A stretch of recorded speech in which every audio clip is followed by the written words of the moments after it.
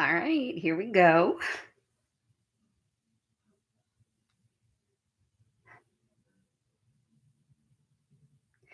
We're all alone. We're going great so far. All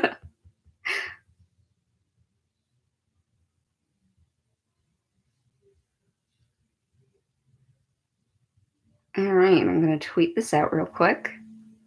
And then, whether anyone comes in or not, we're going to start recapping.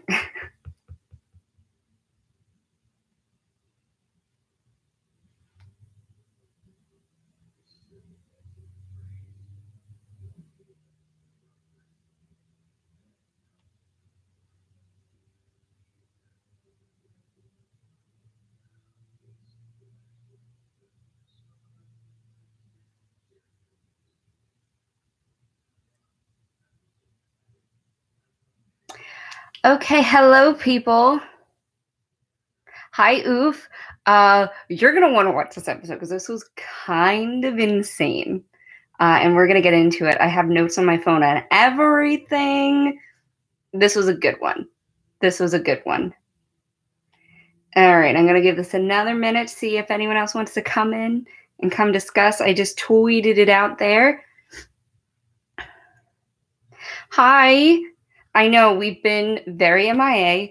There is a video forthcoming to talk about everything that's going on and changes that are coming. I filmed it yesterday, but I have to edit, so I'm probably hoping to get it up between Sunday and Monday at the beginning of next week for you guys.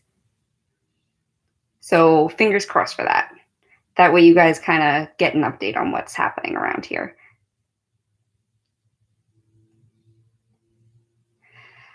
All right. Now that I have my notes out, though, I think we should get into this episode. We're going to get into the iconic jail dance and parents meeting because they are all fantastic. This is not a spoiler-free recap if you were hoping for that. This isn't it. I apologize. But this is Chapter 37, Fortune and Men's Eyes. This is the second episode of Season 3, which is kind of crazy to think about. But here we go. So first off, we start with Archie getting introduced into juvie, and it doesn't go too great. And over that is a narration of Jughead talking about the first day of school and all those feelings you get because it's the first day of school. And I just realized my shirt kind of blends into my wall color, but that's okay. I'm very distracted. This is not going great. I apologize, guys. We're going to get it together, and I'm going to turn this into a full recap video. So we got the prison recap going on. And my first thought is, wow, KJ Appa really has a 10-pack. This boy gets all the awards for his workouts because he is crazy that he can look like that. Like, wow. Just shout out to KJ Appa. You're doing what you're doing at the gym, and you're doing a good job at it. Then we get to, we're going through more of the institution and everything, and I'm just thinking, like, why does every institution we go to in Riverdale look like it's from a different era? Like, there's so much wood paneling in this juvie that I think it's kind of crazy. And then we get into, yes, he does work out. Then we get into their room, and it seems like there is a pinup poster on the wall. I noticed that. There's a record player. Not that those are necessarily vintage anymore because they've kind of come back. So we have that. And then we also have all these books and everything and like an old school TV with antennas, which, as we know, aren't really around anymore. So that's what's kind of happening as Archie gets introduced to prison. They fire them with a hose. It's craziness. Hello, Alex. Hi, how are you doing? So as we go in, Archie gets brought into the warden's office, and my note for that was, why is the warden doing his best Tom Hanks in the Green Mile? It was very that, except people like Tom Hanks. This warden, not so much. As we go in, we see We are doing well, thank you, Junko Tamaya. I am really bad at pronouncing names, guys, so I apologize for that. But I'm really happy to be here and talking about this stuff with you guys. And I know that some of you guys come and watch even if you don't like Riverdale, so I really do appreciate that. So it turns out Veronica's still working at Pops, and the Hot Dad Squad is there chilling out at the bar because what else are hot dads going to do? Because it seems like most of their jobs are in fluctuation and who knows what's going on. So then we cut back to, I know, I'm like reading my notes. So then we cut back to Alice, Betty, and Polly, and they were talking about everything that happened because if you saw last week, at the very end, Betty had her seizure and the babies looked like they were floating and it was just like, what the heck is going on here? Craziness. It was craziness. But she was held overnight at the hospital and they were saying that, oh, the seizure was just stress, nothing to worry about. Moving on, moving on, moving on. They do all float. It's kind of insane. Like, I don't know what's going on, but this episode to me was amazing. Like, I really loved this episode. I loved every single plot going on in it. And I feel like they did a really good job with this episode.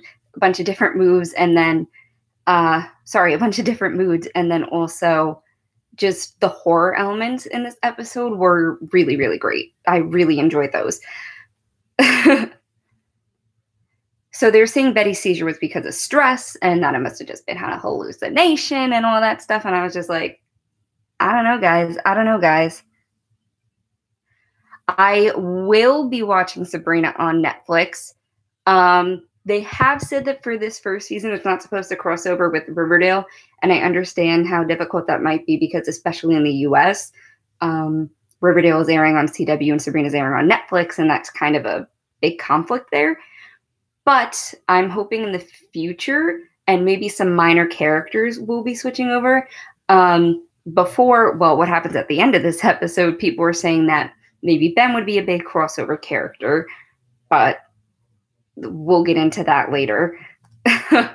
Looks like that might not happen. Then we get confirmation Dilton is dead, which Riverdale really likes killing off like background comic characters here. Dilton really didn't have a lot to do last season, and he really doesn't. But it seems like he had potential for more to do this season, and it's kind of sad to see that squashed so quickly, unless it's all a long con and Dilton's not actually dead and it's all part of the game, and who knows where that's going because it's a whole crazy plot.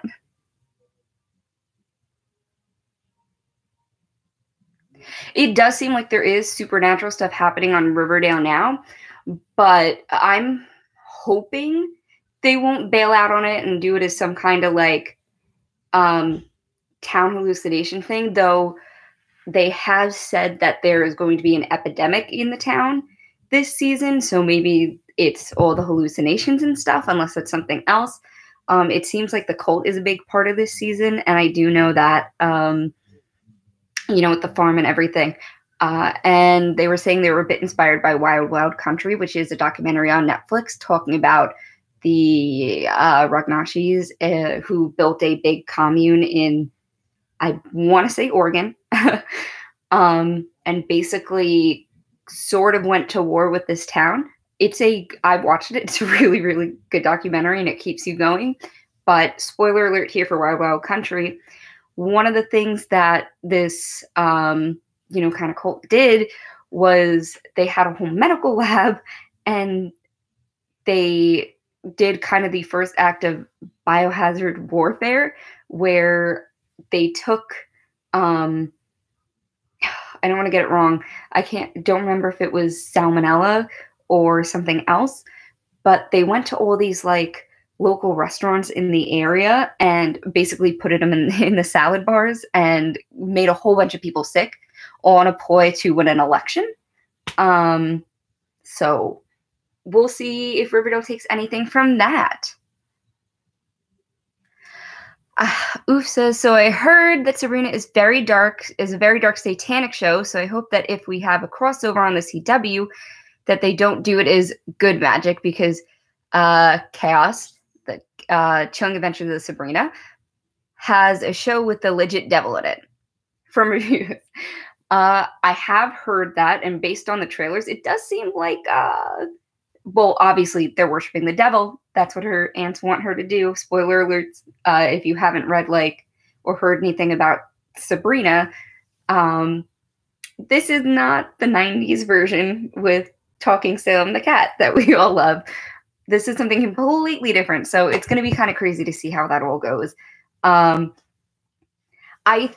think they might have to tone it down a bit for the CW just because it does tend to have some more guidelines because it is on television, like on legit airing cable television. So it has like more restrictions about what they can and can't show.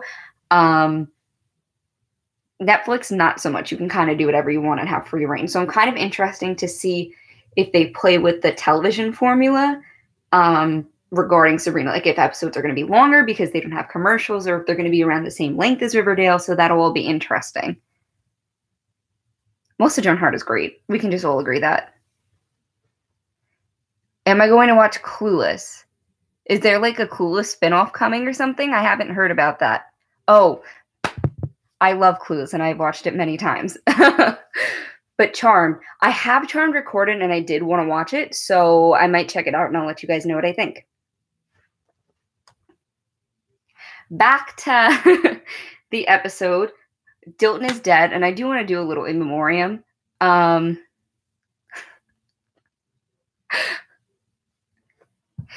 did said, Cheryl Blossom can F me up. Do you agree? Yes, Cheryl Blossom is a queen. We can all agree on that. We'll get into a little bit of what happened with Cheryl and Veronica later on, but it was all really fun. Oh my God, Drew. We're going to get into it real quick. Okay, I have to go through a few more things. So we find out Dilton's dead. R.I.P. Dilton. They're talking about the Gargoyle King, and then we get that Betty and Jughead are going to be back out investigating again, which we all loved in season 1. Then we cut back to Juvie, and my note is, Juvie is not great. It's not great. R.I.P. Daddy Dilton. Agreed.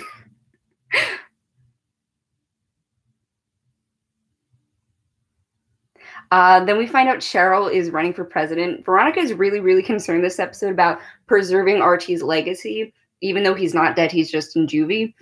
But I get that she wants to maintain his innocence, and she's a very good girlfriend for trying to do that. She's sticking up for her man. We all gotta, appreciate that. Oh, and then Cheryl says that she's doing all this because she needs her college applications to look good. And my thought was, oh, wow, they're finally actually caring about school.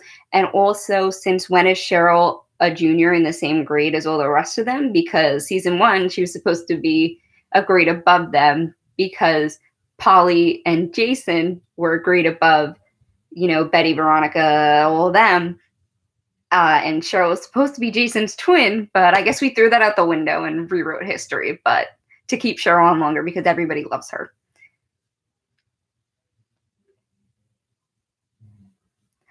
I was happy and excited to see Joaquin show up because he's been gone for a while, a long while, but he really turned the tables because he's like, pulls out a spoon shiv and goes, all right, Archie, you got to make your bones.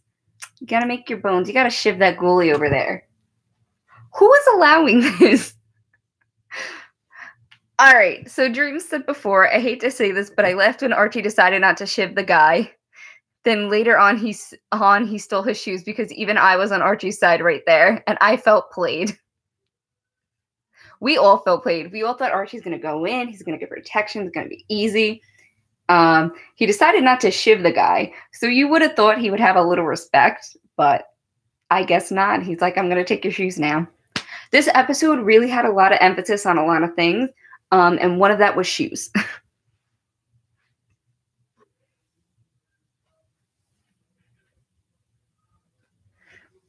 Dilton died at the very end of last week's episode, Dream. When Jughead found the whole kind of ritual setup with the carved runes in their back, that's when we kind of learned that Dilton was dead because Ben was the only one coughing up. So I guess he survived.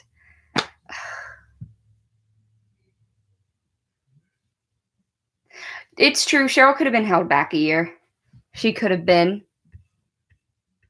I mean, Junko Tomiya. I learned how to pronounce it. Where was Tony, though? Tony was not here this episode. I guess they figured last episode they gave you guys a good amount of scenes, so they're like, all right, Tony's going to take a break today. Apparently, she's not on the Vixens anymore. Apparently, Betty's not on the Vixens. Or maybe they just, recruited only a certain little elite group because maybe some had some other obligations. I don't know. Jug last season, Dream probably would have shivved him without hesitation. With minor hesitation. But this season, Jughead seems to be like, yeah, I was wilding out last season. So I'm just going to chill and investigate murders again, because that's what I love. So then Betty and Jughead decide to go visit the coroner, and they're always paying the coroner to get inside details, and I don't know where they're getting all this money. And I don't know where Betty got this money. Is it from the Blossom inheritance because she proved she had Blossom blood? Maybe.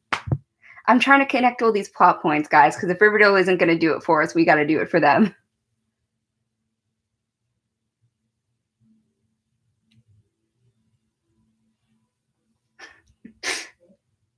We'll talk about Ben a little bit at the end, because he has been an interesting character, and I didn't expect what happened.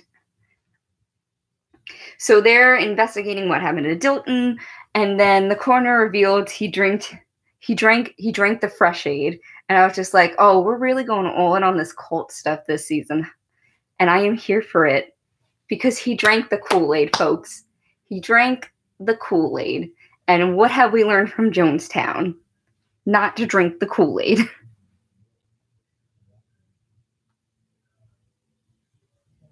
Then we get the scene of Archie playing his guitar, and then he gets his shoes stolen because I guess everybody in this prison really loves Adidas and shoes. But then I was also thinking about socioeconomics in relation to shoes. And back in the day, you could tell kind of how wealthy people are based on their shoe situation. Because if you had nice shoes, you probably had money, because most people had one pair of shoes, wore them all the time, till they literally fell apart, and even then they'd wear them with cardboard in them or duct tape because they had no other option because they couldn't afford new shoes. So I'm feeling like that's a little bit at play here in the prison, but Archie did get some sweet prison slippers, so kind of worked out for him, I guess.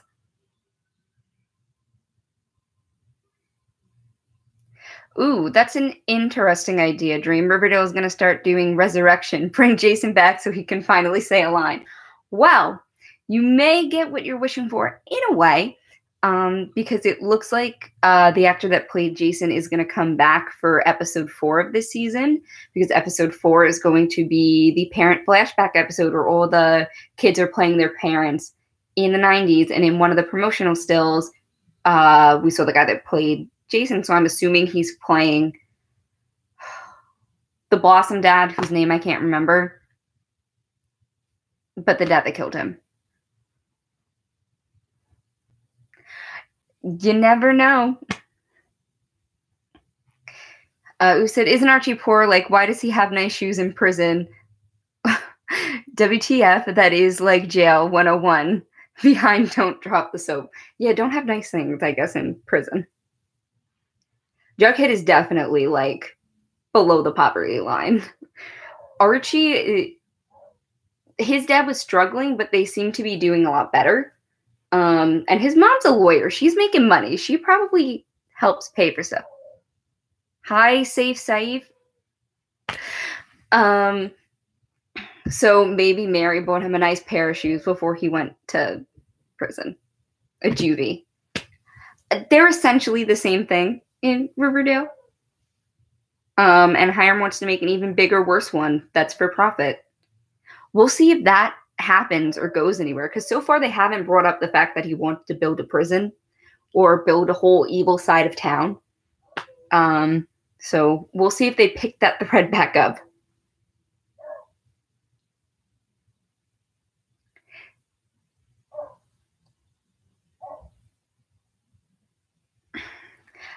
So then we have the scene with Betty and Evelyn Evernever, the daughter of Edgar Evernever, the patriarch leader of the farm. She is creepy as they come. She is shady. No one's going to trust her.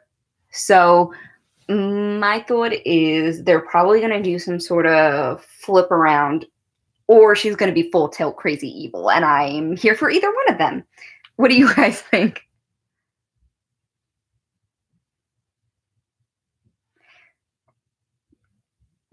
She is literally the definition of ominous dream. That's a good way to do it.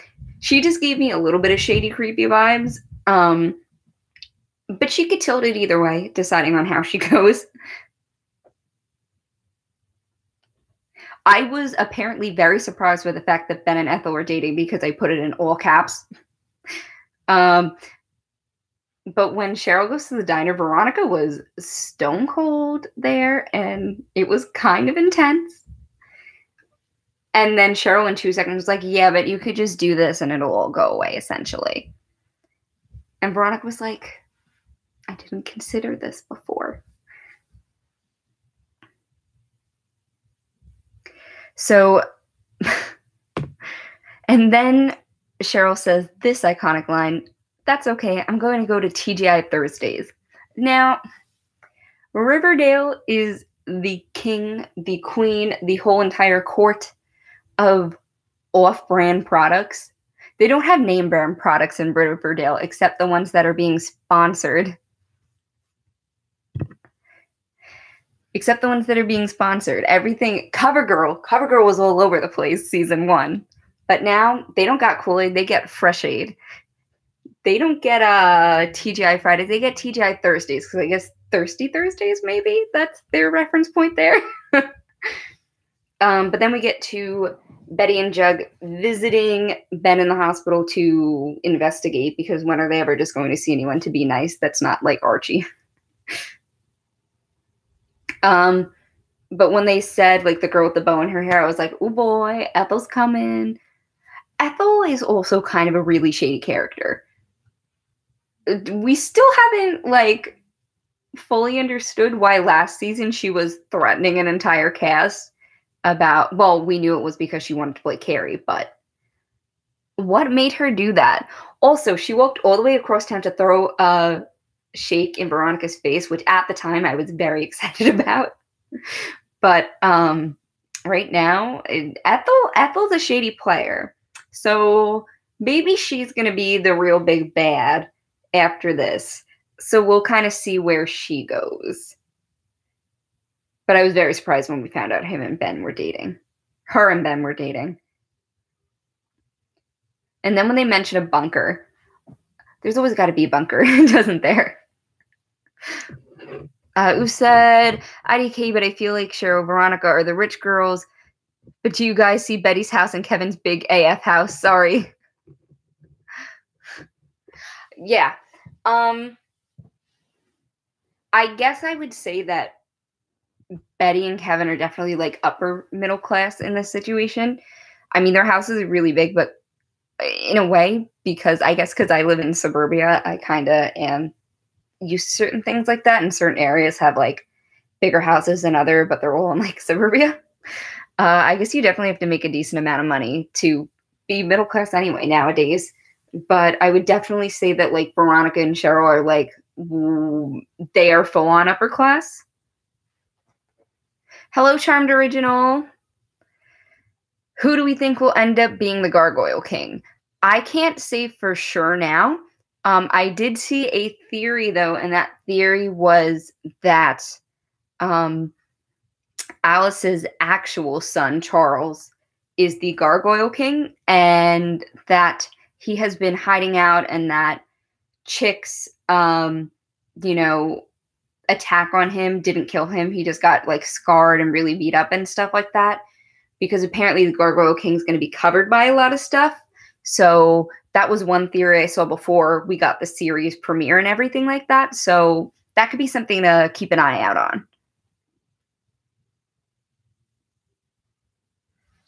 There were so many people playing with demons in this episode, and I was like, do not mess with the demons. We do not do that, okay? Who said, what if Ethel is the game leader of what it's, I always forget the name. It's Griffins and Gargoyles. I don't know why that's so hard to say, but it is. And she is like trying to be the star of her tragedy like everyone else. Ooh, that's interesting, because I feel like Ethel does want to be the star of her own show. And it seems like she is going to have more of a plot this season. It seems like they're really, really featuring the side characters a lot this season. And I really am excited for that, because I enjoy seeing the side characters, especially from like all the Archie comic stuff like I've seen. So I'm really excited to see them play with these characters more, especially because last season was very, very, very focused on Betty, Veronica, Jughead, Archie, which is fine because and Cheryl, because they are the leads of this series, but it's fun to also play with these other characters because they really help flesh out the world, I feel like, at least.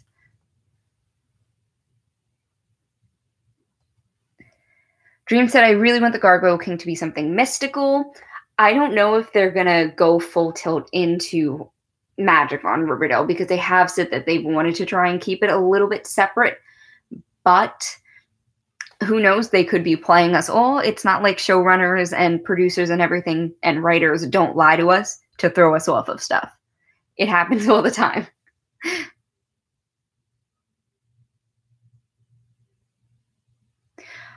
One thing I want to touch on that I really, really liked in this episode was I did like the friendship between Mad Dog and Archie, and I am disappointed that they took that away from us so quickly, because that was not fair.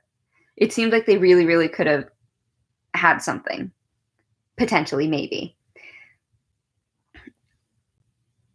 So Betty and Jughead come back to Betty's house, and it seems like FP and Alice just are hanging out, I guess, because they both come over to yell at their children. They just yell at them, and Alice is like, this is why you're having seizures, blah, blah, blah, and Jughead's like, what the heck? I am glad that their communication is back, though, because Bughead communication is key, because they talk that all out a little bit later when Betty's like, see you, Mom, I'm going to investigate. I don't care what you have to say. I was really excited to see Reggie show up at prison to visit Archie, because I do love Reggie a lot. He's probably one of my favorite side characters, if not the. Who are your favorite side characters, or who are some of your favorite background characters? Let me know in the comments below. Let me know in the chat. Let me know. I want to see what you guys have to say. But those are some fresh to death gold and blue Adidas sneakers. And Archie showed up in the yard. He was like, hey, y'all, here I am. We're hanging out. Who wants my sneakers, though? Because Archie was really, really ready to give away his sneakers to play football, to play a football game. And I understood what he was trying to do. He was trying to show we're better than all of that. We're going to bring them all together.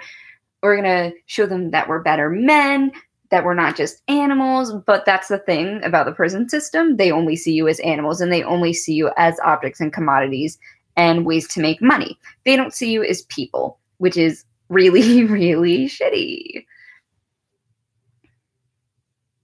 Let's read some more of this chant. Were Chick and Charles dating? Maybe. It was kind of really ambiguous. Charmed Original said, what if the Gargoyle King turns out to be Hal's twin brother, Cal? I don't know if they would do that, because they already had, now I remember Daddy Blossom's name, and that's Clifford. So I guess maybe they already had his twin Claudius show up. So I feel like that would be a real cop-out to bring another set of twins, because this is the third set that we're on currently. We have Polly's twins, Jason and Cheryl, Clifford and Claudius. Can we really take Hal and Cal? Can we do that? I don't know, guys.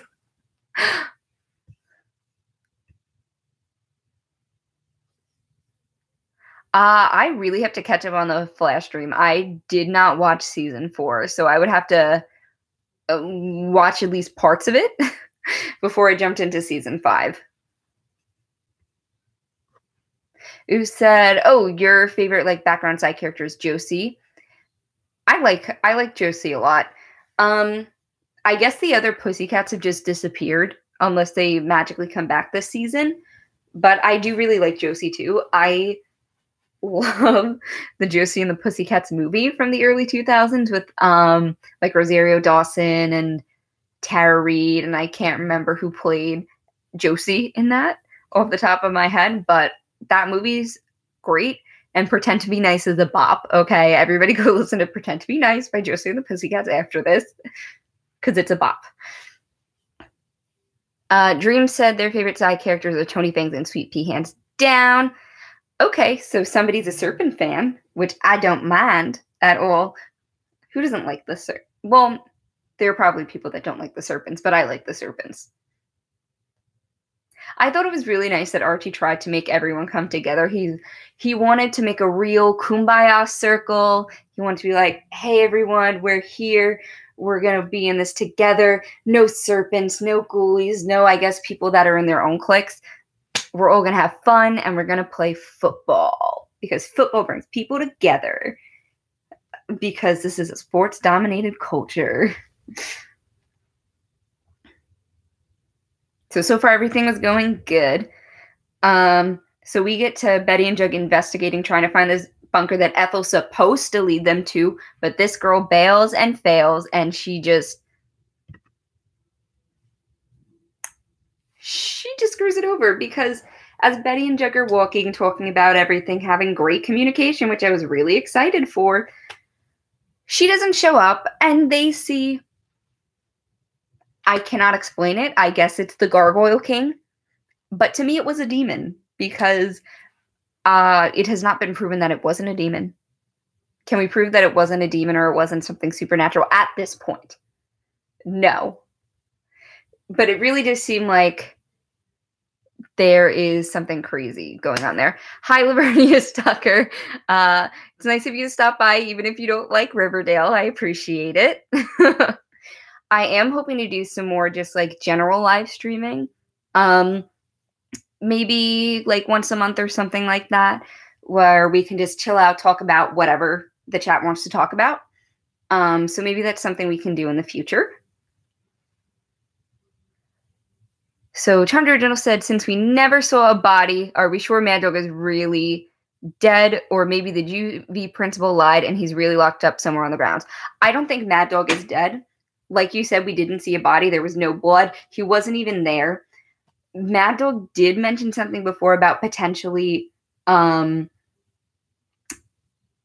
sent to prison and stuff like that. So I definitely think they shuffled him around to another place and are just telling the inmates this to like scare them off, because if he had died, they could technically bring up charges on Archie, and it doesn't seem like that's what they're doing here. Ooh, I'm just calling you Oof. I'm sorry if that's not your name. I'm just saying it like that. I feel like the Pussycats are going to die because, like, the Vixen are just a singing choir. It seems like that is what they have become. TBH, if they died, I would die if Josie said, "Oh no, my backup dancers." I think they've just kind of been casually written off the show. I don't know. But maybe they'll come back one day because it seems like they just bring back characters by willy-nilliness.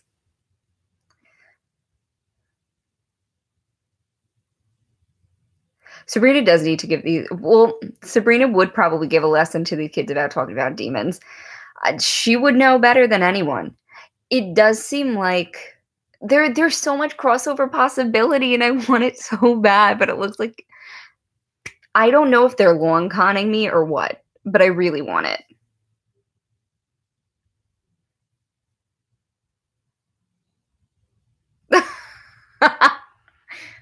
There's only 2 redheads now, Lavernius.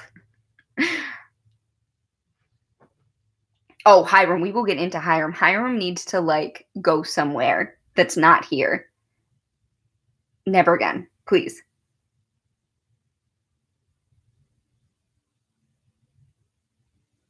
But when they saw that demon, I just about was like, peace out, Riverdale. If that was me and I saw that, I'd be like, Mom, we need to, like, move.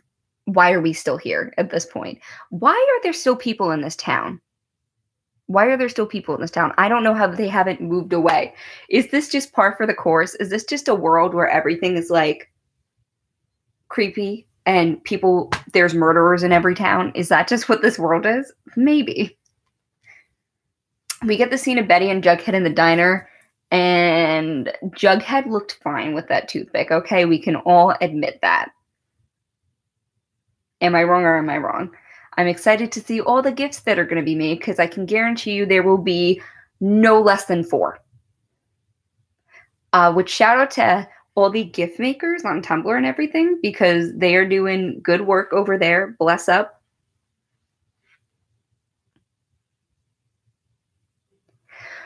Okay. This is where it gets bonkers bananas. We get to the football game. But before we talk about that, I'm going to read a couple more comments.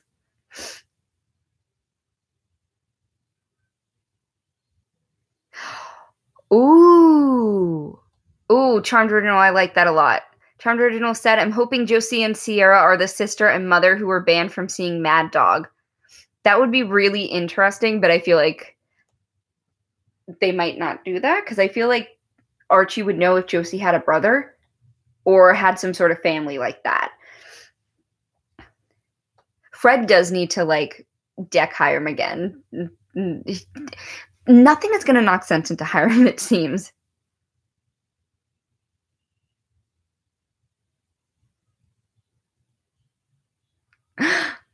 Oh, oof, you were Hello Nurse. Okay.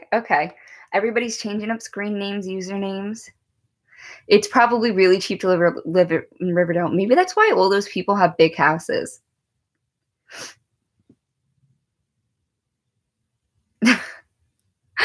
I feel like Veronica could roll her eyes at Hiram and he would send half her friends to Russia to teach her a lesson. Well, he was doing this stuff in the new Archie comics, not the new one, the previous new one. Before they decided to end it at number 600. Veronica was getting close to Archie and her dad was not liking it, and he sent her to a boarding school though. So now we get to the football game, and let's admit it, we all saw the clip of, with no context at all, just the River Vixens in their outfit pressing play on the boombox like this is Mean Girls. Who's Gretchen Wieners and who's going to kick it into some guy's face? I don't know. But they all start singing Jailhouse Rock. And when I saw this clip, I think I saw it yesterday. I could not make it halfway through before turning it off because I was just... That was my general reaction to what I was seeing, was what is happening here? This does not make sense. Now, I will say, in the context of this episode, it made so much more sense. It made so much more sense, actually, that they were, like, giving them kind of a pep rally for this football game. But the out-of-context clip was really, really bad. In the episode, I was like, this isn't so bad. This makes sense. What did you guys think of Jailhouse Rock? Please tell me your opinions because I would love to hear them. And then, of course, Hiram shows up to ruin it. Hiram shows up to ruin everything because he's a ruiner. And then we find out that he is BFFs with the warden. How does Hiram, like, have all these people in his pocket, know them, is, like, friends with them? Because I feel like a lot of people just be like, yeah, I don't care about your money. Get away.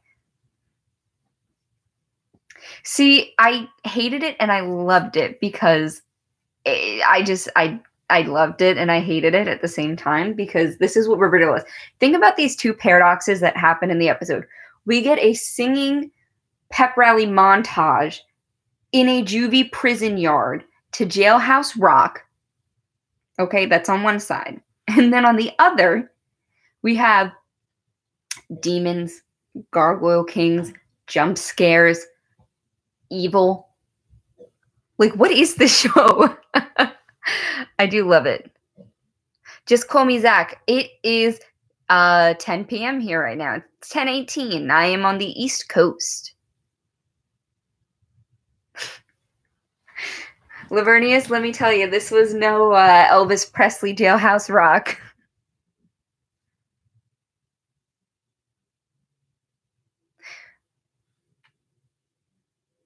Ooh, it's earlier for some of you guys. I know some of you probably might not even have seen the episode aired. But I do have to go to work tomorrow, so I'm like, I don't want to be up too late.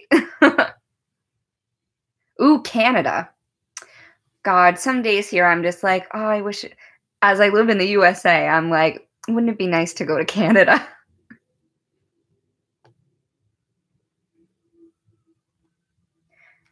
All right, so Hiram and the warden have a whole thing, nod their heads, because they planned this whole thing. They were going to basically beat up a bunch of kids for no reason to say Archie incited a riot. I was not here for it. The warden, all these cops, well, this is going to sound really bad, but are we surprised at all these shady cops and all these shady, men in power? Are we surprised?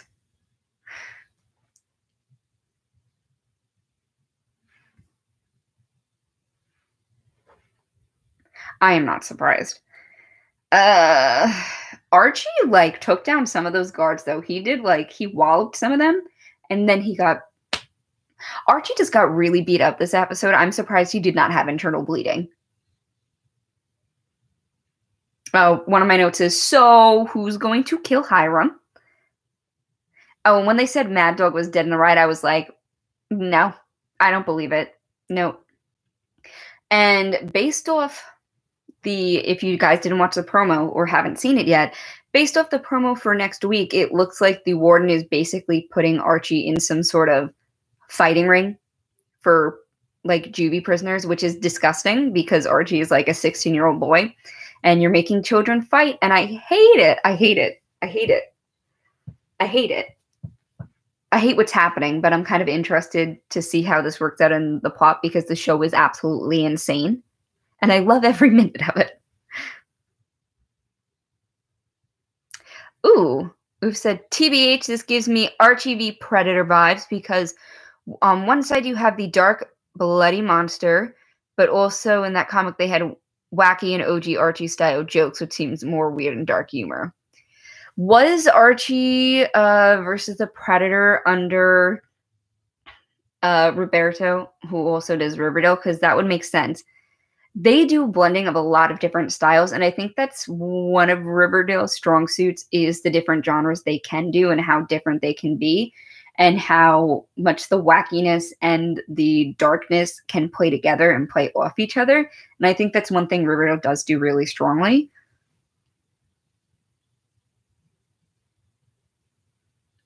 It is all these grown men tearing down children. It's kind of really sad and disheartening to see. But I feel like because all the actors in the show are playing teenagers and they're all in their 20s, it kind of makes the impact a little less. But then if you think of it in the context of how old these characters are supposed to be and how old they're portrayed as, it brings a bit of distance. Do I watch American Horror Story? I watched the first few seasons. Actually, me and my mom watched live the second season. That's what we started with. And when we were watching the second season, we watched the first season on Netflix. Now, I really love the first two seasons. Season 2 is the best season out of all of them. Fight me.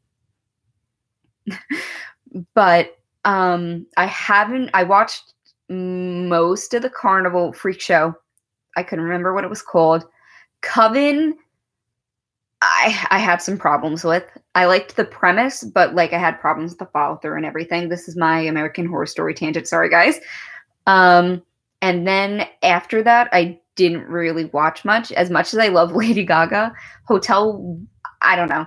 It was getting like too out there for me. So I didn't really watch Hotel. I didn't really watch Cult. I watched like the first 2 episodes of like all those seasons, but I couldn't get into them. Roanoke, I didn't really watch either. And I haven't watched the Murder House Coven crossover, which is Apocalypse that's happening, but I've read a couple recaps and stuff, so I kind of know what's happening. So I have some problems with American Horror Story, but I really do love the first 2 seasons, and I thought those were good. When they said Mad Dog was dead, I thought they were going to pin murder on Archie again, but that didn't end up happening, at least not at this moment. And then we cut back to... Ooh, okay, that's exciting. I'm going to talk about that in a second. Then we cut back to Betty and Jughead, who are going back to interrogate Ethel and be like, what the heck? You bailed on us and we almost got eaten by like a demon.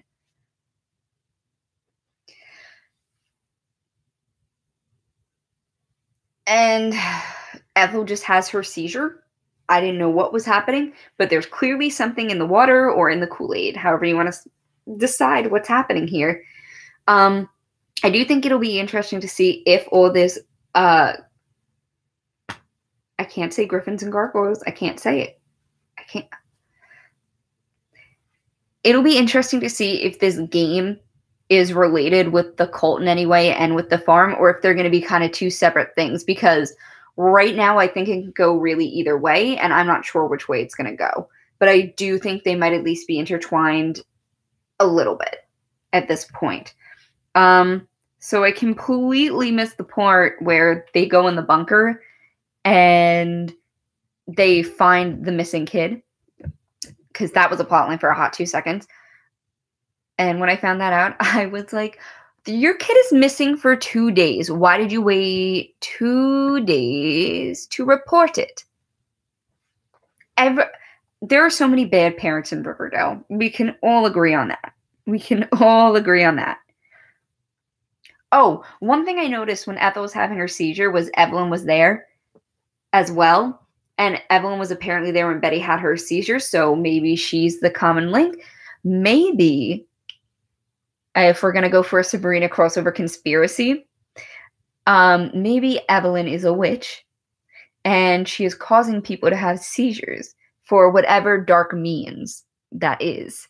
Maybe she didn't want Betty to be seeing that these babies were being lifted up by a fire, so she caused her to have a seizure, and then everyone could make up a cover story and say, you're hallucinating, that wasn't real. That's just a wild, crazy theory, but maybe it'll be true. Who knows?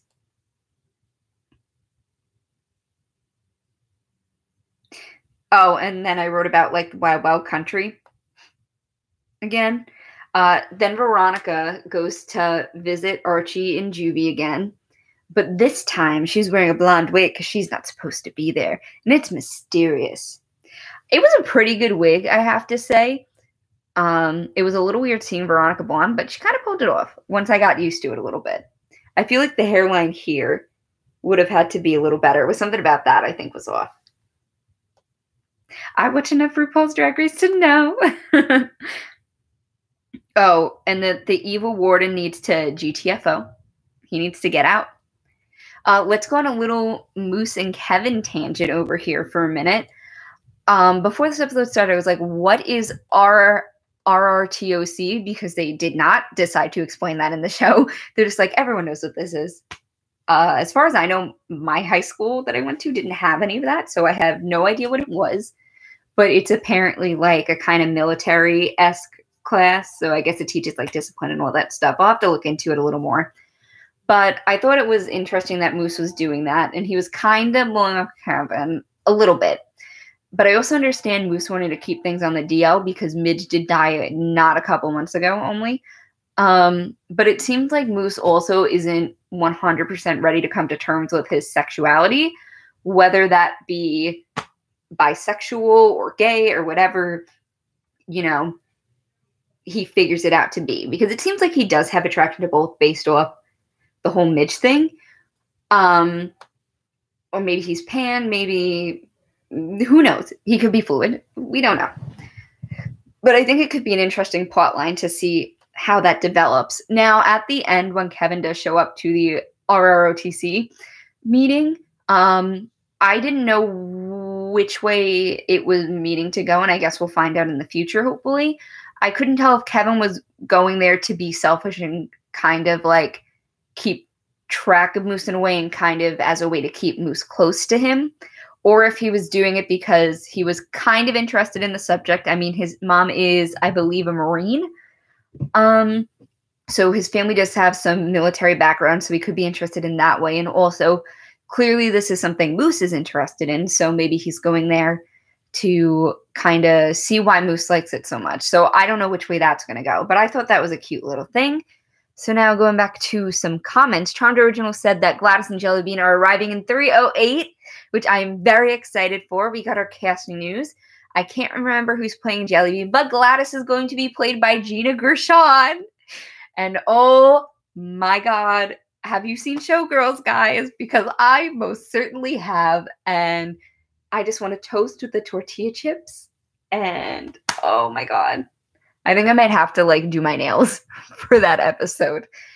If only for that stupid inside joke.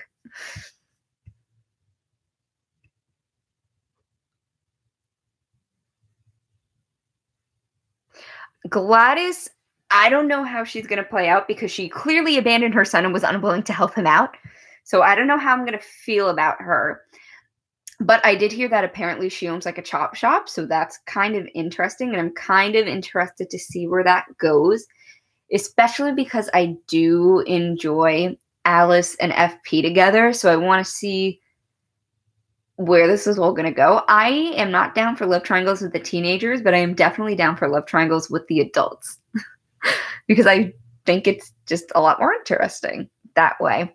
I'm really excited for Jellybean, though, because Jughead deserves nice things, and I really want to see his interaction with his sister because based on season 1, when he would talk about her, he seemed to have a lot of just love and admiration for his little sister, so I'm kind of excited, and I really want to see that bond, and I hope we also get to see Betty and Jellybean have a good relationship because in the comics they have a lot. Betty often like babysits Jellybean a lot, so I'd be excited to see that because I do love when they take some things from the comics and like really mix it into the show. I really have a lot of fun when they do that. Oof said, but on the lines of Riverdale, I low-key hope we have a love triangle with Kevin, Archie, Joaquin. Ooh.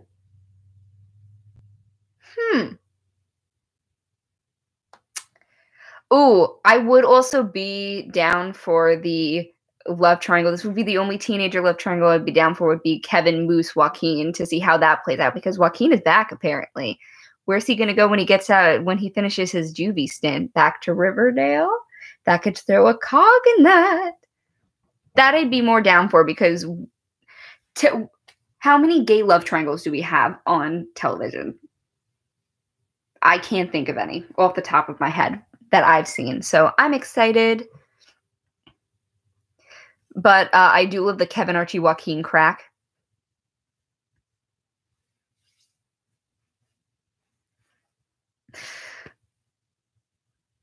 Oh, okay. So as for the game, as it was going, when they were talking about the game and stuff like that, when they went down to the bunker and they were finding out all the stuff like the chalice where it says you have the 2 drinks in the chalices, but only one person wins, and that person ascends to heaven. So the person that dies essentially is supposed to be the winner here. But because it is based on D&D, and from the little bit that I know about D&D, from watching a couple like videos of people playing D&D, is that there's the game master, and the game master is the one who is creating this story. The game master is the one that plots it all out, that takes the players along the journey and kind of says, this is good, this is not. Like, oh, that's going to work, that's going to not. And then there's also elements up to chance based on like dice rolls. So before we found out that Dilton was apparently the game master, I said, well, who's the game master for this game? And they did say that Dilton was the game master, but I don't think it was solely Dilton. There was obviously someone higher. There had to be plotting it all out. It just seemed like Dilton was kind of playing by whatever rules were laid out to him. I can't believe it's 8 days till Chilling Adventures of Sabrina drops. That's going to be a lot to cover. I don't know if I should do a kind of episode by episode or like 2 episodes in one, or just like one big kind of video about the whole season. So let me know what you guys would like to see about Chilling Adventures of Sabrina, because I do want to watch it. Dream said it's optional early military training you can do. It helps you get scholarships and other things. Oh, okay. So that would be helpful. Maybe Cheryl should join that. She could get some scholarships. I mean, she was apparently willing to go on a cross-country journey. In the comics, Kevin is in the... Ooh, okay. I don't think that it's impossible for him in the TV show to like have an interest in it, especially because his family does. I just wasn't sure of his motives, like at the end of the episode, because they didn't really go into that because they showed all of 5 seconds of it. Zobear said, how do you feel about this whole cult and griffins and gargoyles plot in Riverdale this season? Right now, I am liking it a lot. I do like some creepier elements. I'm not... I say this as I've watched like American Horror Story and stuff like that, but I'm not really a horror person. I don't watch like horror movies, like gory horror movies. I've never seen like Paranormal Activity, like any of the Halloweens, any of this. I've seen a little bit of Scream, any of like those kind of movies. I've seen Scary Movie like 2 a lot of times because my friends will love that movie, but I don't generally watch a lot of like horror movies like that, so I'm not all up on the tropes kind of thing.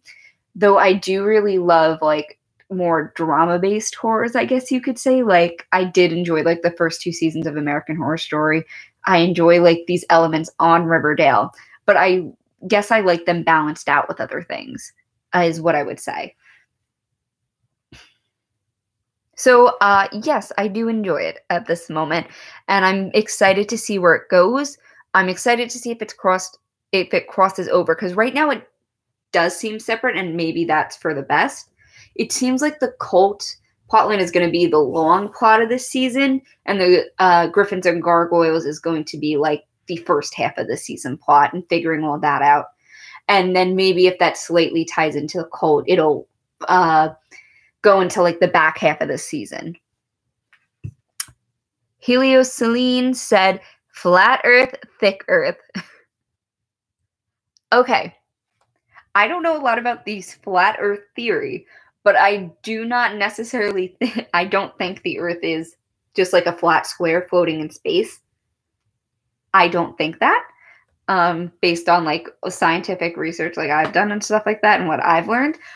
But some of the other elements of like flat Earth, that like Earth was made for us and like each person is important and special, and like the kind of spirituality of some of the flat Earth theory I can get behind potentially, but I don't know that much about it. So I can't really say. That wasn't as silly as I think you were hoping it to be. I have not seen the Normies Book Club, so I hope you like it, at least episode by episode. It's going to be a lot to do, and it might take a while to do it, especially in between work and stuff, but I can try my best. Oof said, OMG, we should have a binge party where you watch the show, don't show the show because copyright. I agree about copyright. Live so we can see a live reaction. Oh, 3 per night when I'm free. That might be something we can do. I haven't been into doing like live reactions lately just because all the copyright issues, and I have been wanting to do a couple different things. I have a couple ideas that maybe I'll talk about, at the end of this live stream about what I kind of want to do and some content I want to bring up. But I'll definitely think about it. I have a little bit of time.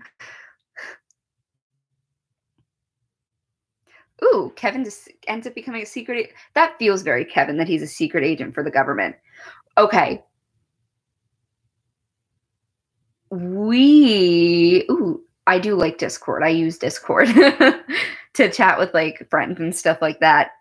But okay, I really want to talk about the parent plot because I was so excited for this and I completely forgot about it for a second because of all that we were talking about. But all the parents in one room, this is the plot we have heard about. It has been talked about, and now it is here because apparently back in the day, they decided to play Griffins and Gargoyles. They decided to play it. All of them in one room was epic. Hermione was like, y'all, we need to get on our game. Our kids are going to get trapped into this. All our children. So now I guess we know. Hello, camera focus. So I guess now we know that Hermione's favorite soap opera was All My Children. But they were all like trying to discussing what had happened. Like they don't want to talk about that night. They don't want to do anything. But like all the parents were there. Besides Mary. And besides Hal, who's in prison. And besides Clifford, who's dead. Which is convenient. But we had Tom Keller there. We had Sierra McCoy. We had Fred. We had Hermione. We had Hiram. We had Alice. We had FP. I think that's it. I think that's all the parents. I was so excited. The parents are so great in this show because they picked like experienced veteran actors. And it's just like, oh, it's so exciting to watch. And I'm so excited for episode 304 where we're going to see all the flashback and like how they were in high school. Because I think that's going to be such a fun episode to watch. And I'm really, really excited for it. And then we get the very last scene of the episode where Betty and Jughead decide to go talk to Ben about everything that's happened and what's going on. And they decide to go visit Ben in the hospital. And he's just sitting on the window ledge. One of my things is if he disconnected himself from like the heart monitor, the nurses should have come in because they would have seen it as a flat line. So someone should have been in here watching him, first of all. But I didn't expect it to take this plot twist with Ben because I really thought he was going to stick around more because he has been floating around in the background and I thought he was going to be an important part of this season, which would have been really, really interesting to watch because in season 1, he was just hanging out at the drive-in. He was a background character, whatever. Season 2 comes on and he's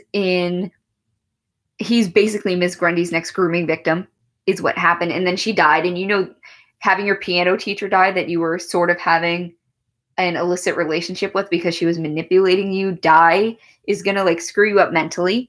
And then in the rest of that season, he's hanging out with Chick, who was creepy, murdery, crazy. That chick, yes. And he was drinking milk in the house. I don't know what was going on there, but so I thought Ben was going to, and because Ben survived over Dilton Doily, especially when Dilton Doily was a comic character, to then have Ben literally roll out this window, he pulled a Tommen. If any of you watch Game of Thrones, you'll remember when Tommen just decided to go out the window and just, oh, sorry, he didn't have his arms out. He had him by the side and just plummet forward to the ground. Ben did that, but on his side. And then Betty and Jughead had to watch, and they were like slowly creeping forward. I'm like, I was like, just run to the window and pull him in. Why are you sitting here talking to him? Slowly creep forward. Come on. But I guess Ben was dead, and that's what's happening. And then I watched the promo, and I was very upset about these wardens making children fight. All right. What did I just say? Oof. Please remind me, because I'm not sure. But let me go back through these comments while we're doing this. I feel the idea to do the game was the Blossom incest weirdo type crap that they dragged everyone into. Feel they might have known that what the game is, but needed more people so they could survive easier. That's interesting. Oh, the Game of Thrones reference. I'm hyped for Game of Thrones to come back for that final season. I'm just ready to see how it's all going to end. Another little tangent there. Charmed Original said, in another version of the comics, Kevin wins a seat in the United States Senate after his husband, Clay Walker. Oh my God. Shot during a robbery. basically, Kevin is a boss and he's going to have a high government job one day. Yes, Kevin. Go, Kevin. All right. Do you guys have anything else that you want to talk about regarding this episode? Anything specifically that you like, didn't like, or maybe want to know my opinion on, or anything like that? I will grab some water as we discuss.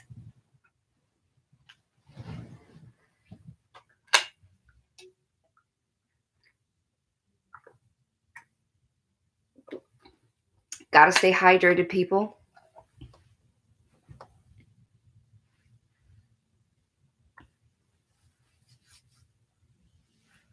Because I think I went through all my notes on this episode. But if you guys have nothing else you want to talk about, we also don't have to talk about Riverdale. We can talk about some other stuff for a little bit if you guys want.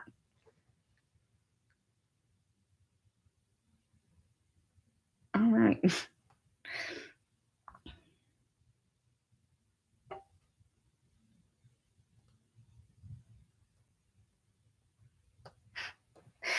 All right, guys. Do you think which major couple will break up? Also, who will die next? I don't think Betty and Jughead are going to break up simply because they already did that last season. If they did that again, it'd be too much. I think it could potentially be Veronica and Archie because of the stress of juvie, and because Veronica knows she's kind of the one keeping him in juvie. Because if Veronica decided to swear Archie off, maybe Hiram would let him out. So I could potentially see Veronica and Archie breaking up to kind of protect each other in the end. Archie, it would kind of make sense because Archie did try and break up with Veronica in last episode, in episode 1, to try and protect her, but maybe she's going to break up with him to protect him. Let me know what you guys think about that. Charmed Original said, have you seen the pic of Lily playing? I have, for 304 yet. I have seen all the pictures that have been released for 304 yet. I have been so excited. And I think it's really interesting seeing how the parents would have been represented back when they were in high school, because they were all kind of the opposites. FP was had a varsity jacket and everything and was on the football team. Fred was Luke Perry. Fred was basically 90210. He was chilling out in his church, just relaxing, being cool.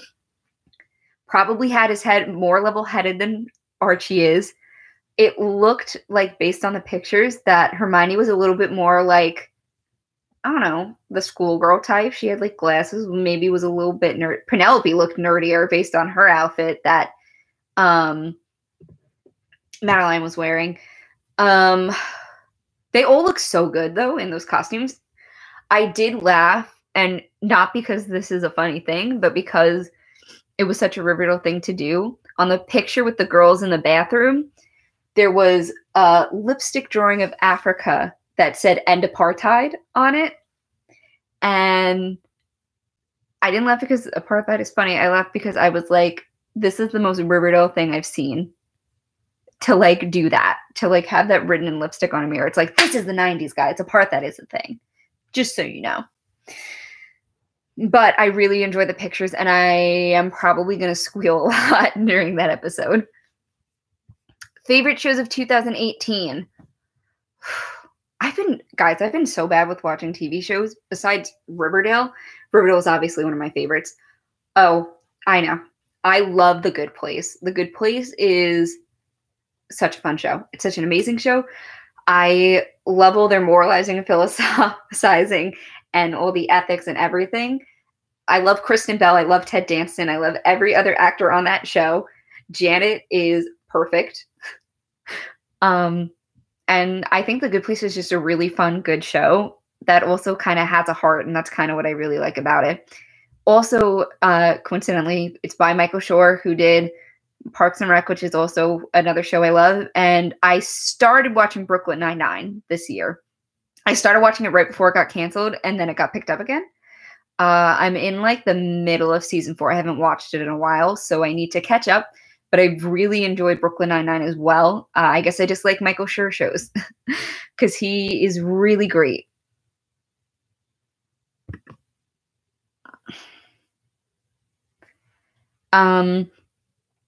Let me think. Are there any other shows? Like I said, I've been really bad and I've been starting shows and not finishing them. But from what I saw of Killing Eve, I liked. I saw the first few episodes. What I saw of that, I liked a lot. I haven't tuned into any new shows this season yet. I'll let you guys know what I think of Charmed once I give it a watch.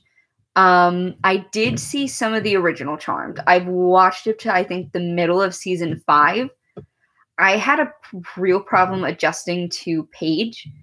And it wasn't that, like, Rose McGowan was a bad actress or anything like that. It's that I did end up liking Prue by the end of it. And I kind of had a hard time letting go of all that.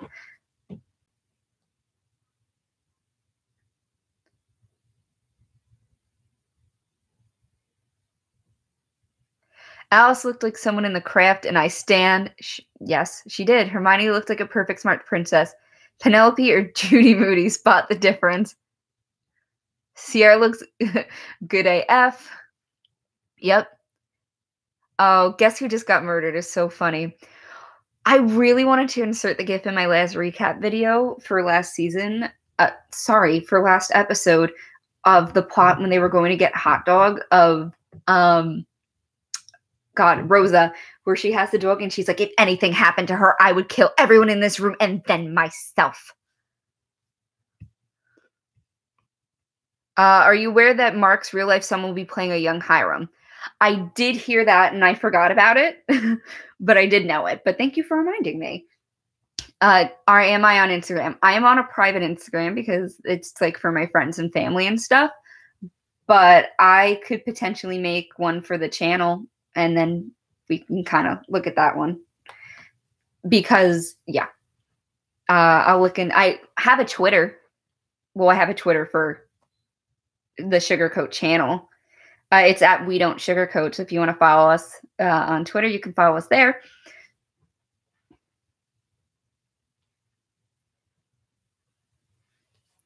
Oh, so I did want to talk about real quick some of the ideas I had for some like potential videos. Maybe kind of get some feedback of what you guys think, because they're not like typical reactions or anything. And maybe if you guys would be interested. One of them was doing like a monthly pop culture favorites. So kind of like a beauty guru favorite video, but instead talking about like pop culture and like TV shows, podcasts, things going on like that, potentially, if that would be something you guys would think would be cool. And then another one was I wanted to do a series I wanted to call Cultural Curiosities. And that would be about like moments or events or kind of like groups or things that were happening in pop culture, either like in the present or the past, that are kind of like weird and obscure and kind of need a little bit of explaining. For example, I don't know if you guys have ever heard about this, but there was a real life Simpsons house built at one point. So in that, I would just kind of talk about the history, how it came to be, what it looked like, show some like pictures, what happened, and all of that stuff. So those are just some of my ideas for things I might want to do. If you guys are interested. Of course, I still want to do Riverdale recaps because I love Riverdale. And if I have any other shows, I'd probably want to cover them kind of recap style as well. Because that's how I'm finding I'm liking things right now.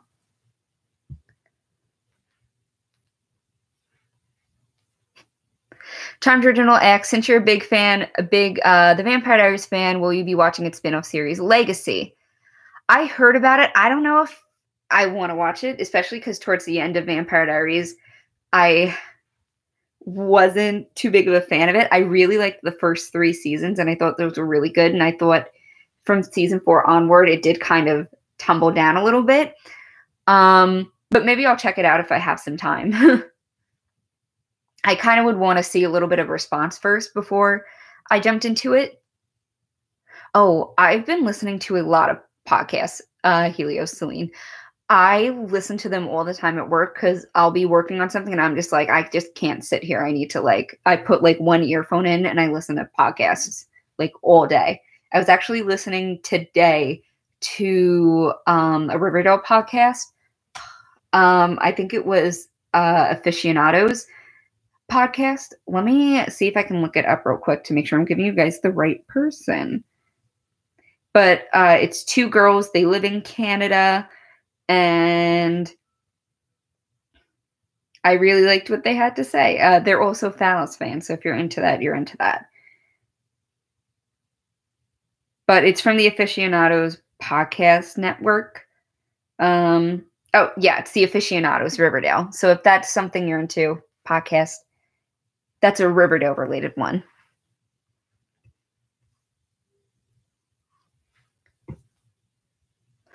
Charmed Original, do you know who's the showrunner for Legacies? I'm just curious.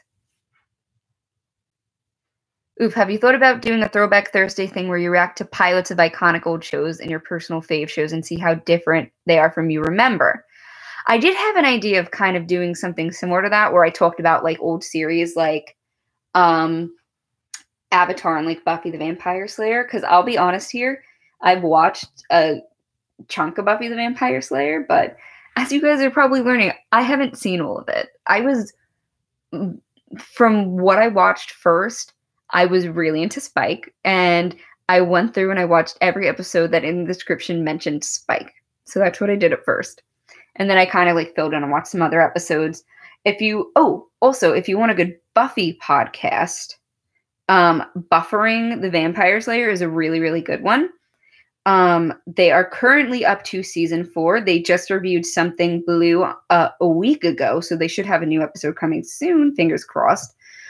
But if you like Buffy the Vampire Slayer, they're going through week by week recapping. They don't spoil like what's going to happen in the future. So if you're just watching, it's also good. And one of the cool things they do is they have like little segments. Someone talks about like the fashion on the show. Sometimes they'll have guests. And at the end of every episode, they do an original song based on the episode. So it's kind of really cool. If that's anything you're interested in. But I could definitely see myself going back and talking about older shows, because there's so many like good ones in television history to talk about, especially ones that have had like a lot of influence on pop culture. If you guys can tell, that's something I'm really interested in. My senior project was actually on fan culture and on fan fiction. I wrote a 55-page paper on fan fiction and fandoms, essentially. Killer Frost said, I felt like passing out when Ben fell out of the window. That was a mood. That was a mood, y'all. Oh, I think we're going to get another round of some people finishing up the episode. Riverdale musical up. I was thinking Heathers would be good. Heathers is very popular. Heathers actually, I think, just opened on the West End recently. I do love Heathers the musical.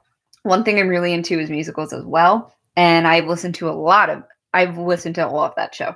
In fact, I feel like Heathers could potentially fit, but I feel like Drinking Poison and Dying might be too on the nose for this season. But I liked that when they did do the episode, they went with something really unexpected, because I wouldn't have thought of Carrie the musical when they were saying we're going to do a musical episode. I would have thought they were going to do something original, or maybe something semi-obscure but more popular like Heathers. So I was like very surprised.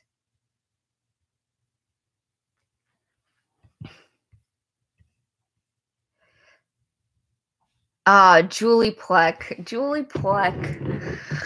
Oh, so interesting. I don't remember anything Brett Matthews does, but maybe I'll check out Legacy. I'm definitely watching Sabrina, though. I am going to have to like binge it and like go through it, because I don't want to do like I don't want to do a like thing where I get fatigued and just stop watching because like I get caught up in 10,000 different other things, which also happens. Oh, another show I was watching was Younger on TV Land. That's good too. It's really good. But yeah, it looks like there's a lot of interesting things coming, and I'm sure next year there's going to be even more coming out in 2019. Like, there is so much TV, and there's so much there's just so much like content nowadays that it's kind of like crazy.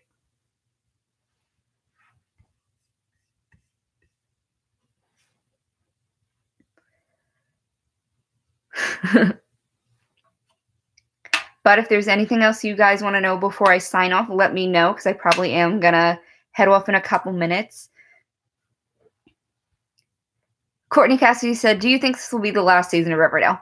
Absolutely not. They will go on for they'll be going on for at least 6 seasons. That's my prediction.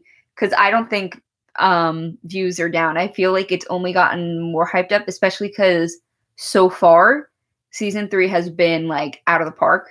I know we're 2 episodes in, so it's kind of early to say that, but the 2 episodes we've seen so far have been kind of amazing. I loved episode 1, and I love this episode as well, and I really think they kind of got back to basics, and I think they also just they're back to the roots, and I like that they're focusing on the wider birth of Riverdale. They're not just focusing on the main characters. They're focusing on the town as a whole a little bit more. So I think that'll be good.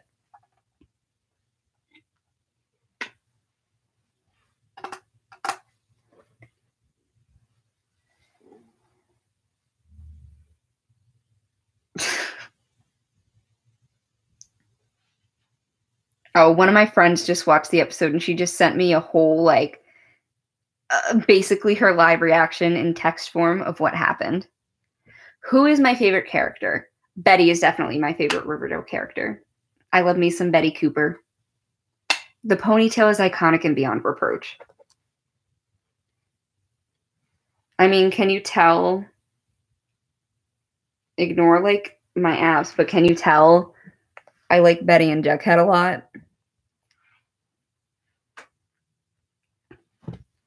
I also really want Betty to have bangs at some point in the show. My guess is for season 4. Oh, Brett worked on Buffy and Angel. That's interesting. On Supernatural and supervising producer for TVD. All right, I might have to check it out, especially because it seems like it's going to have some more like supernatural stuff going on. Your Heather's comment got deleted? No. Hippie Alice, hit or miss. Hippie Alice is an interesting take from uptight Alice, but I can kind of see where that comes from. I always remember this scene from season 1 where after Cheryl Blossom visit, she comes in with the sage and is like airing out the room. This is when you can see that in season 1 of Riverdale, they were laying down the roots for going the supernatural route with, because the season 1 cliffhanger, they were originally debating having Sabrina coming in at the season 1 cliffhanger and being like the bad guy for season 2. It would have been so good. But that's not what we got, and this is where we are. And this is why I want the crossover so bad, I feel like. I think this is why I want it so bad. And there was a theory going around, like, way back early season 1, that Alice was potentially a witch, or was a witch. So I'm kind of down for Hippie Alice, especially if the cult is like what if the cult was like a coven of witches? But like a different coven than like Sabrina has going on, like depends what they're worshiping. But I think that would be so fun.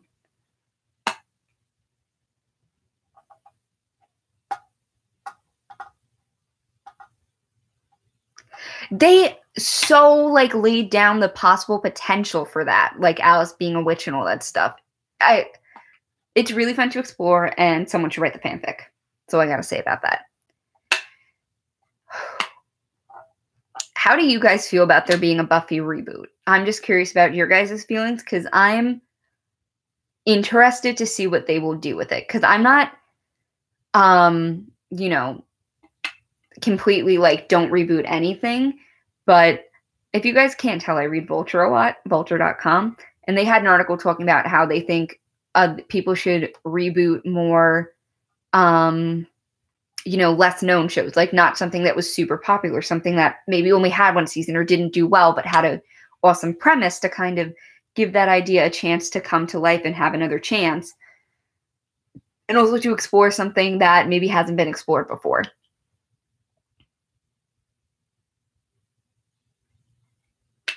Jughead was a little iffy last season, but I think this season he's coming back to more like his season 1 self. Because I think that's really what they were getting back around to for season 3. Because they got some like harsh feedback for season 2, which was granted for some things that happened. But I hope they're just going to keep going on this path of what we've seen so far, because it's been really good.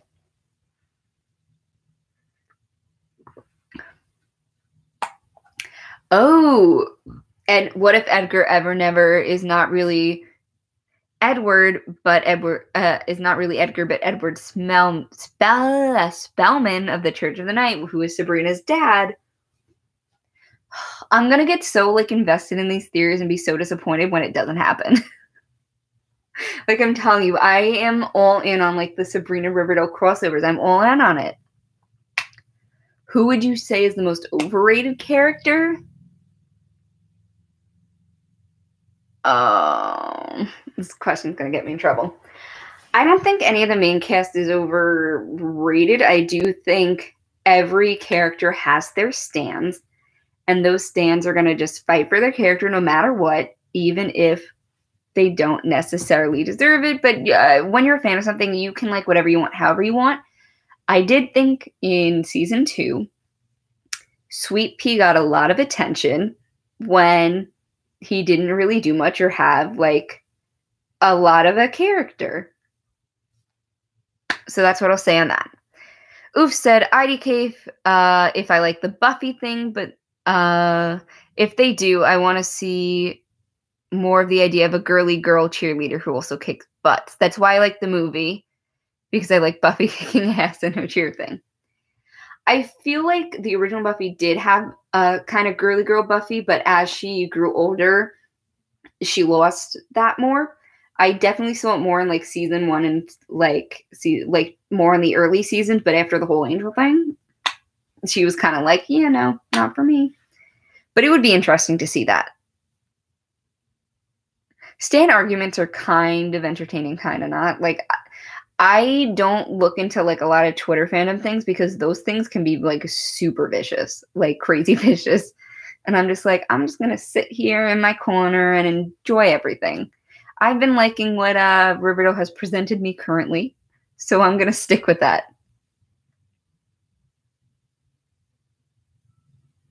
Oh, you think the Kevin Fang ship was overrated? Maybe a little. They kind of hinted at it, but they also kind of didn't.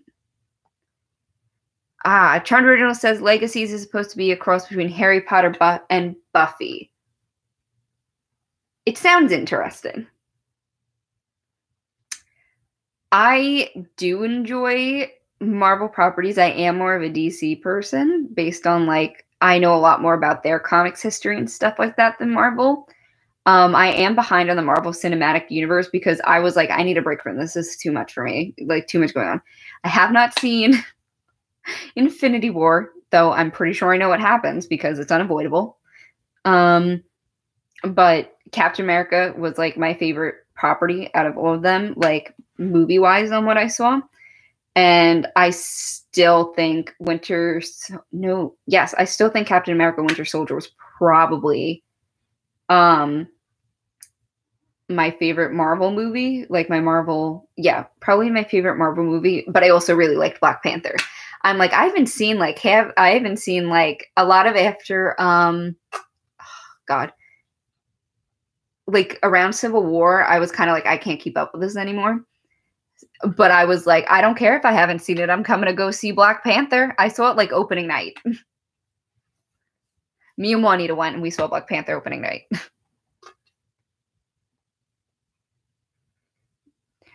I have heard of Runaways and I read their crossover with Young Avengers, because that was the one Marvel property I really read was the original Young Avengers one, because I really liked that. I've heard Cloak and Dagger is really, really good, and I'm willing to watch it when I have the time. So maybe I'll review it if I have like some free time. What do I want from Choni this season? I just want to see them, have fun. I want to see them be there and support each other. And I think that's all I can ask for at this point. Maybe also some like scheming together, because we know Cheryl Blossom is the queen of like chaos. So I'd like to see Tony kind of get in on that a little bit. Eternal Nexus Warrior Studios. I'm somewhat salty about this episode because in the comics, Doton was, oh, I'm sorry. Doton was your favorite comics character. See, I was kind of like disappointed to hear that he died and they kept Ben around, because I was like, Ben is going to have an amazing plot. He better have an amazing plot. And then he died too. So it was like, what was the point of them both dying? So I get what you're saying. Oh God, it's after 11. Okay. I'm going to have to sign off in like a minute because I really have to get to bed. I have to go to work tomorrow. And I don't drink coffee, so like it's not going to be good. Oof said, I have a theory that Hot Dog will die because the ghoulies want to get revenge. That would be as kooky as Riverdale is. Like, I was really down for that plot last episode. Maybe. Do you think next season will be a time jump? I don't think they'll do a time jump because they did a time jump this season. And I think they're going to want to keep these kids in high school for as long as they can. Because one problem lots of shows run into is when the characters like graduate and are about to go to college. Like, what do they do at that point? Because they're not all going to stay in the town. It's just not realistic. So I think they're going to try and keep them in high school for as long as possible. Right now we're just in junior year, so I think based on the current timetable they have, season 4 will be like the second half of junior year. The West Coast airing just began. Well, it's good for the West Coast. They can come and watch this after. Hello, River Vixen 9. Unfortunately, I have to sign off because I got to go to work tomorrow morning and it's getting pretty late here. So thank you guys for watching with me tonight. If you just came over in here, feel free to rewind the live stream, go back to the beginning and go through all the emotions with us, okay? So once again, thank you guys for watching. I had so much fun with you guys tonight. Leave some comments below of ideas, feedback, everything like that. And let me know what you guys enjoyed about this episode. So with that, have a good night, everyone. Sleep tight and peace. Oh.